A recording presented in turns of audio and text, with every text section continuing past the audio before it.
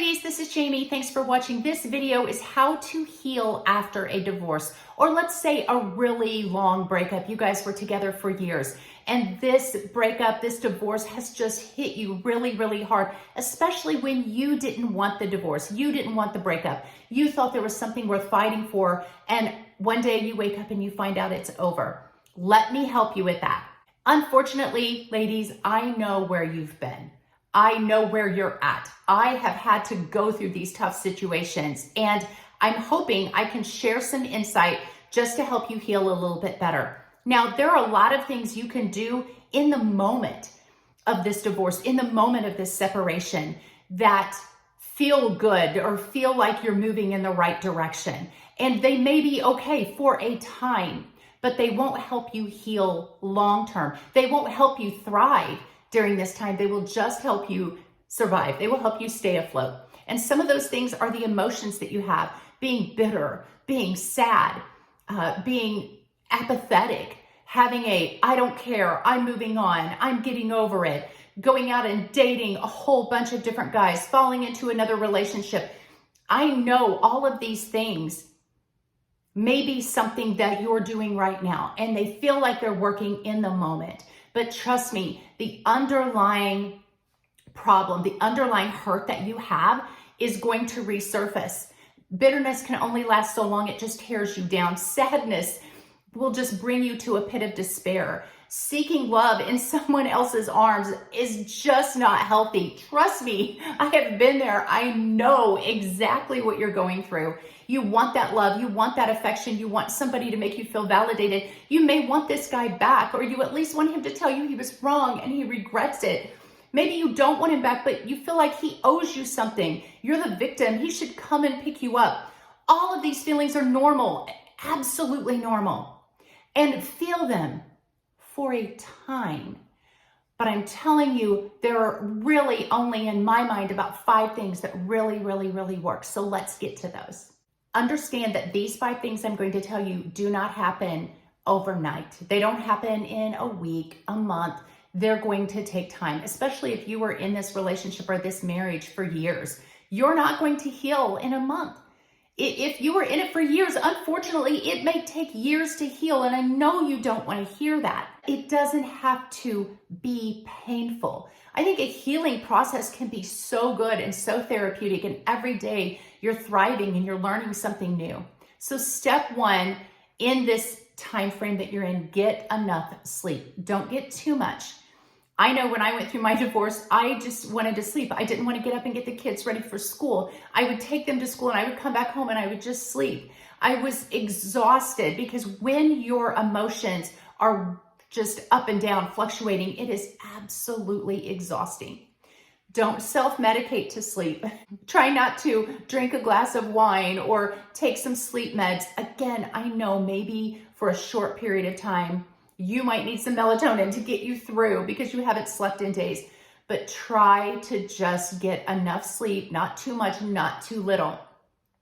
The second thing I'm going to tell you to do, which is going to help with sleep, is work on yourself. And when I say work on yourself, I mean work on yourself physically. We'll get to working on yourself in other areas in a little bit. Go to the gym, go for a walk, get your hair done, get your nails done. If you don't have the funds for that, pick up a $2 thing of nail polish at your local store and do your nails. Just put your makeup on, put something nice on. Don't walk around in your sweats all day. Try to take care of yourself physically. Now, I encourage you to get that workout body. If you don't have a gym membership, then get up at 4:30 in the morning and do some sit-ups.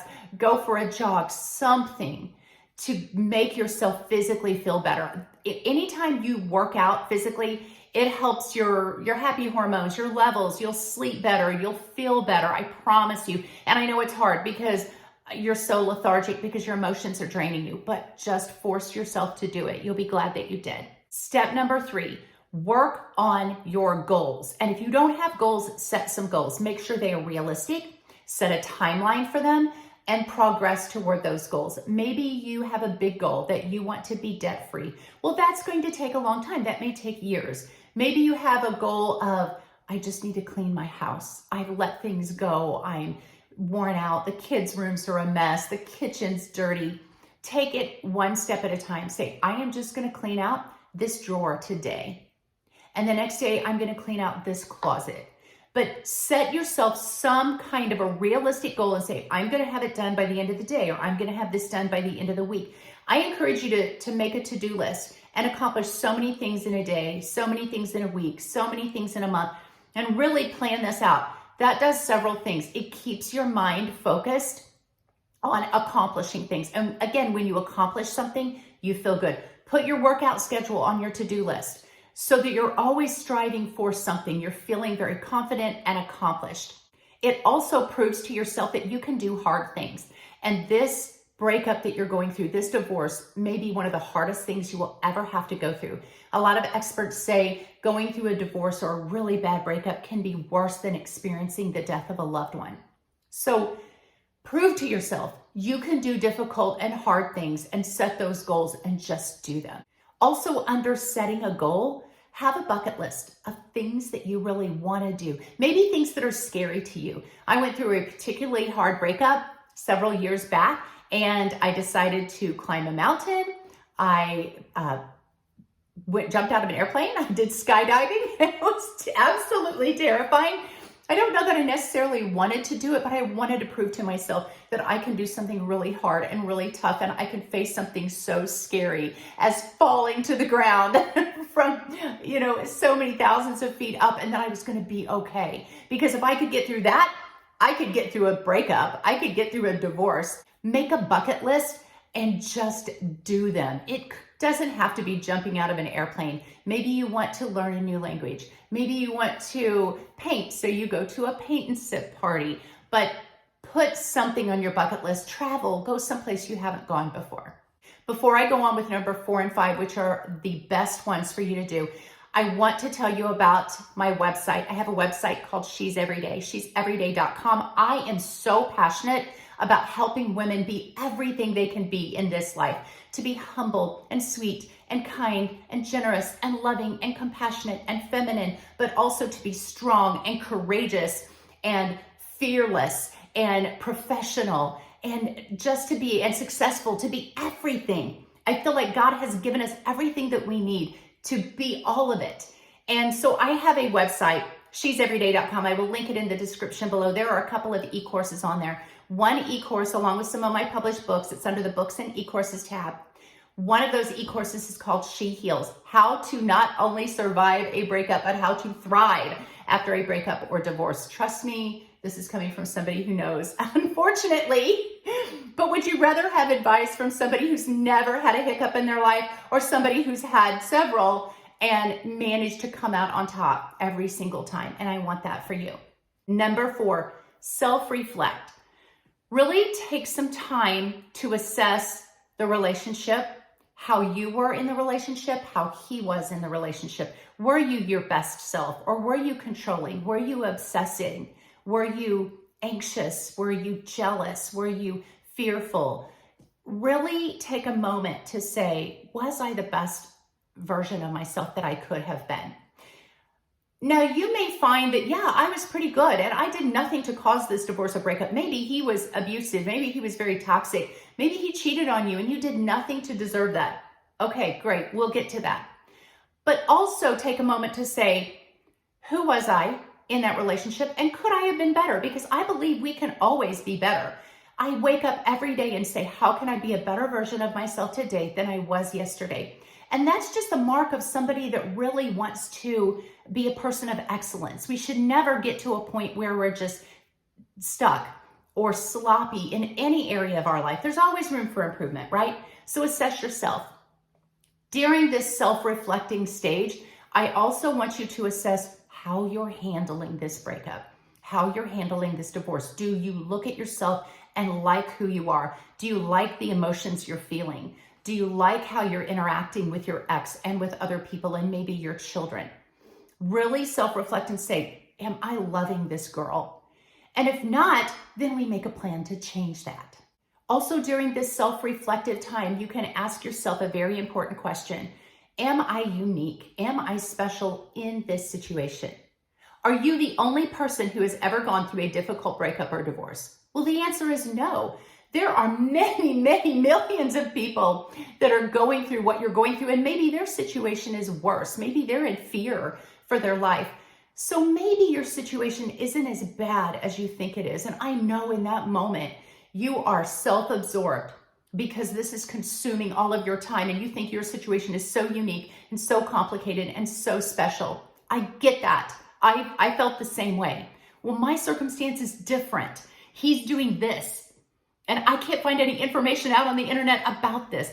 Listen, every situation is difficult. Every situation is hard, but every situation can be overcome. So put it in perspective. Is your life in danger? Do you have enough food? Are you safe? Put it in perspective and say, you know what? I don't have to look very far to find somebody that has it worse off than me. And if millions of other people went through this and they're doing okay, then I can too. Step 5, self-motivate. This is the hardest one because you really want to lay down and have a pity party.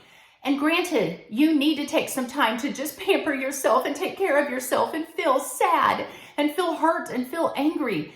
That's part of the healing process. But don't let that go on forever. There's going to come a point, and there needs to come a point where you say, okay, girl, toughen up, buttercup, get up and start getting some grit to you, start getting your passion back, start getting your joy back. And this is the point where you're going to have to fight. You may have to fight to feel happy. You may have to fight to feel joy. You may have to stop every hour and read motivational quotes or a mantra. I know when I was going through a really hard time, I had a list of motivational prayers. I'm a Christian woman, so I would read these prayers every hour, like it was almost like medicine. Clockwork. Every single hour I would stop and I would have a list and I would just read them. All things are possible to those who believe. You are more than a conqueror. Anything you ask in my name, I will give it to you. My joy be in you. Let my peace remain in you. I would just read these over and over and over. And at some point, I just started to believe them. At first, I was saying them out of a place of doubt and fear and hurt. But after a while, I started saying them going, I am more than a conqueror. All things are possible to me. And that spurred me on to jump out of that airplane, to start flipping houses, to do those things, to write books, things that I hadn't done before, to do that bucket list because I really felt invincible. So go from the victim to the victor.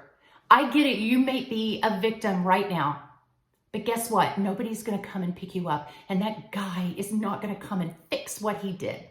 And your friends and your family may get tired of hearing about you in your poor, pitiful state. Trust me, I did that too. I moaned and groaned to my best friend and my mom about how sad I was. After a while, they weary of that. You may be the one to have to pick yourself up. Nobody is going to come around and do that for you. So step into this place of, I am transforming myself and it's going to be hard, but I am built for hard things and I've got this. I love the Taylor Swift song, I Can Do It With a Broken Heart. You can get up and you can fix yourself a good breakfast and you can work out and you can get the kids taken care of and you can take care of family and friends, and there's lots of problems to solve and people to help, and you can do all of that and go to work and come home and get the laundry done and the house cleaned and then do it all again the next day. You can do it all, even with a broken heart. And there may be times you fall into bed absolutely exhausted and crying, but pull yourself together and say, I am tough. And there is nothing, no problem put before me that I can't withstand. The Bible says God won't give you more than what you can handle. Ladies, I want to see you win in this stage. I don't want to see you just survive and muddle through. I want to see you thrive, and I want to see you coming out on the other end, dazzling, magnificent, successful, happy, joyful. And I know that you can have that. So these are 5 steps that I have done, that I coach women on doing. If you want a coaching session with me, you can reach out to me on my website. I want to see you guys win. Don't just survive, thrive in the midst of this breakup. God bless you guys. I will see you in the next video.